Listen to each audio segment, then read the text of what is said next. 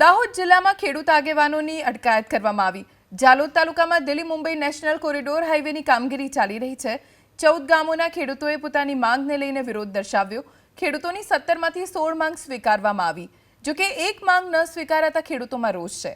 હાઈવેના કામમાં માટીના પુરાણથી પાણીના વહેણ બંધ થઈ જવાના કારણે બંને બાજુ વરસાદી પાણી ભરાયા હતા અને ખેડૂતોનો પાક નિષ્ફળ ગયો, જેના વળતરની માંગ ન સ્વીકારાતા ખેડૂતોએ આજે હાઈવેની કામગીરી બંધ કરાવવાની ચીમકી ઉચ્ચારી।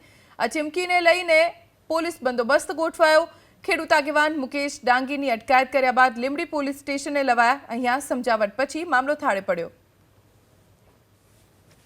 ભારતમાલા જે પ્રોજેક્ટ છે દિલ્હી બોમ્બે હાઈવે પર, ત્યાં મીરાખેડી ખાતે આઉટપોસ્ટ ખાતે આવેલ વસાઈ ગામે મુકેશ ડાંગી તેમજ તેમના જે ગામના અસરગ્રસ્ત ગામના જે આગેવાનો છે તે એકત્રિત થવાના હતા।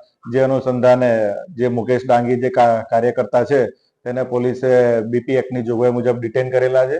તેમજ જે 25-30 જેટલા જે ગ્રામજનો જે હતા એમને પણ હાલ પોલીસ સ્ટેશન ખાતે લાવી અને એમને આ બાબતે જે એસડીએમ અને પ્રાંત કક્ષાએ રજૂઆત કરવા માટે સમજ આપેલી છે, એમના વળતર બાબતે।